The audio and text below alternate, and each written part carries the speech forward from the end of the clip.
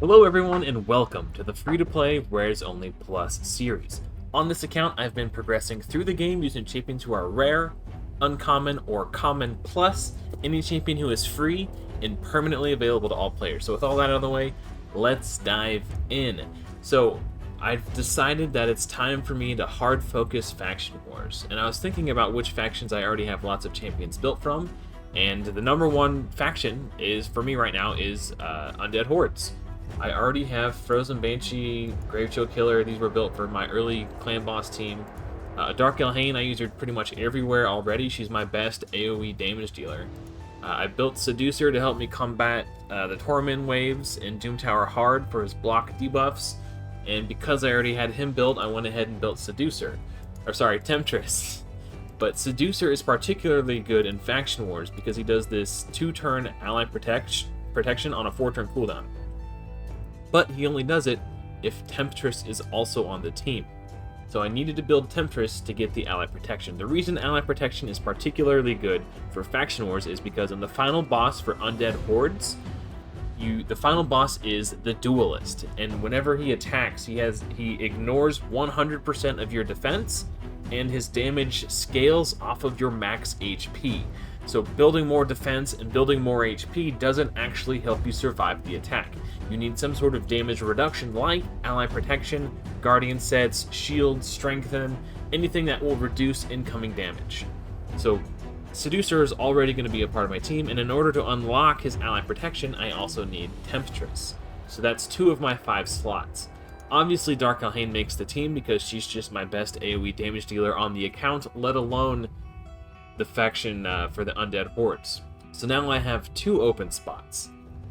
I'm inclined to bring Frozen Banshee because she's just one of my best built champions, and she's already in a Guardian set, which will help with the attacks coming in from the boss. And then from there, I have one more option. So I've narrowed it down to a few.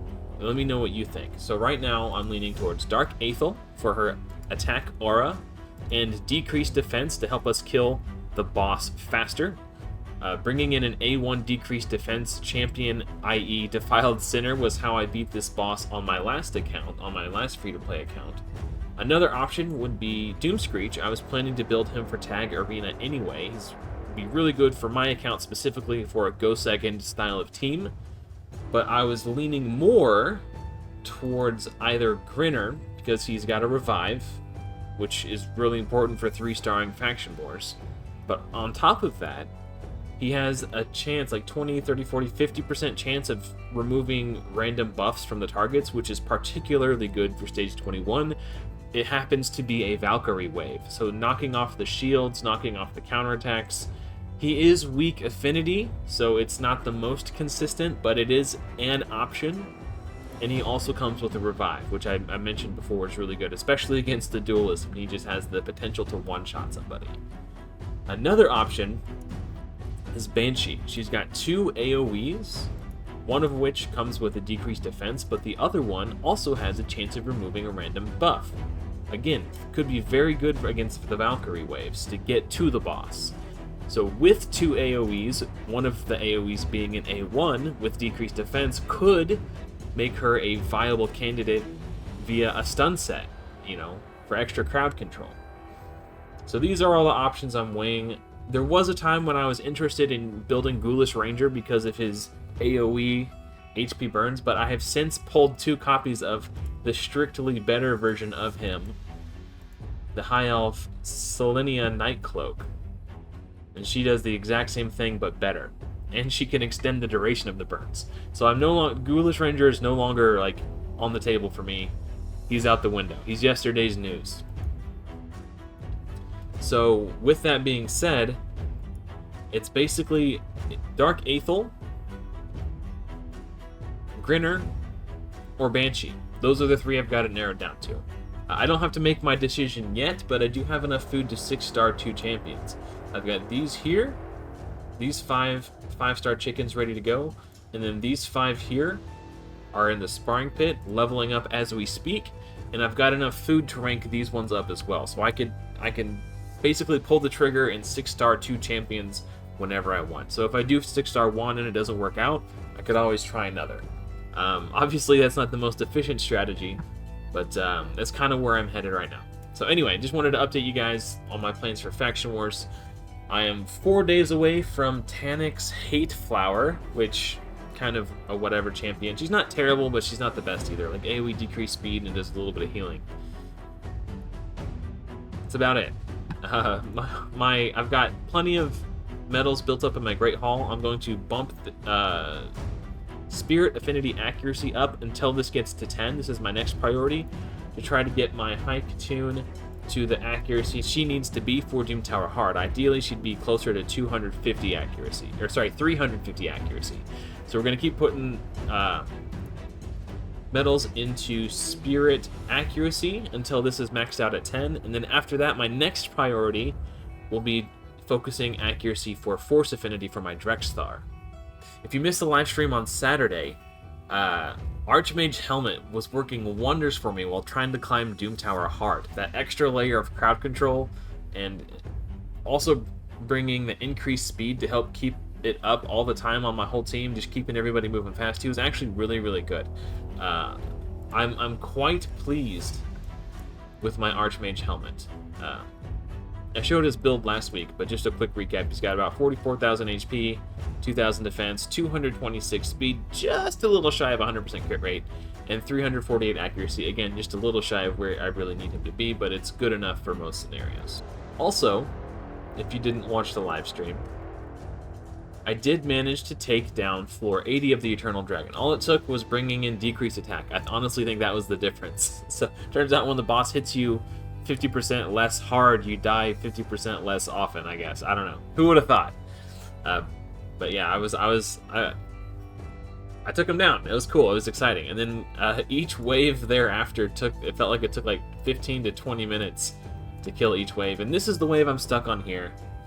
I just couldn't muster the gumption I needed to put up with the baloney in this wave. Once I get Vizix, having a hunt, she will be a strict upgrade over Gnarhorn. Not only do they do the same AoE provoke on a 3-turn cooldown, but Vizix also does AoE decrease speed, so that'll help me keep it up 100% of the time on all enemies. And on top of that, she has A1 turn meter steal. So if somebody is not crowd controlled and I need to slow them down just long enough for another crowd control champion to get back to their turn, she's perfect for that. It's incredible how powerful Vizix is for conquering Doom Tower hard waves, especially at the higher end. Once I've got her, this is going to be a breeze. And it might sound like I'm tapping out, but this was my first official Doom Tower hard push, and I made it to floor 87. On my old account, that wasn't a Rares Only Plus, my first Doom Tower hard push, I capped out at like floor 50 before I had to tap out. So I'm already doing better than I did on my previous account. I didn't beat Doom Tower hard on my old account until I got Vizix. So I'm not calling this a defeat. I'm calling it a temporary cease of progression. We'll call it that. A temporary cease of progression for the time being. I'm proud of the progress I've made on this account. To prevent myself from getting burnt out, I'm taking my foot off the gas, taking it easy. I don't want to push myself too hard. I probably could beat that wave if I beat my head against the wall long enough, but I value my mental health too highly, so I'm not going to be doing that. I might give it another try on another day if I'm feeling froggy, but I'm content with my progress this rotation. Unfortunately, the Champion Training Tournament happened during the work week when I don't have time to make videos, but I did participate in it. I managed to pick up the Legendary book, the Mythic book, and I got second place. So I got a second Legendary book. So 2 Legendary books and a Mythical Skill Tome from one Champ Training event is pretty darn good. There's another Champion Training event starting in about 4 hours. I'm doubtful that there's going to be a Legendary book in here, but if there is, I'm definitely interested in trying to acquire it, especially since I can 6-star 2 champions just like that. So I'll also do a community poll on my page to get your guys' input. Who do you think would be better for my team on Faction Wars between Dark Aethel, Banshee, and Grinner? So keep an eye out for that. If typing a comment in the comment section is too much work, or you just want to voice your opinion without being held accountable for it, that option is there for you as well. I almost forgot to tell you guys, I've upgraded Syl of the Drake's gloves. She is no longer in flat HP gloves. Many of you will be pleased to hear. So this gave her like an extra 5,000 HP, I think. Hold on, let's see. Fitting room. Yeah, 5,648 HP extra. I did lose 1 speed, and I lost... Well, no, I didn't lose 13 accuracy. I changed her gloves and her boots to... I think I lost 1 speed and gained 3 accuracy, something like that. So it was a fair trade, but I also, the most important thing is I gained 5,648 HP. So now at the start of her turn, she's going to get a proportionally larger heal every turn, in addition to just having more HP so she doesn't die when she gets attacked.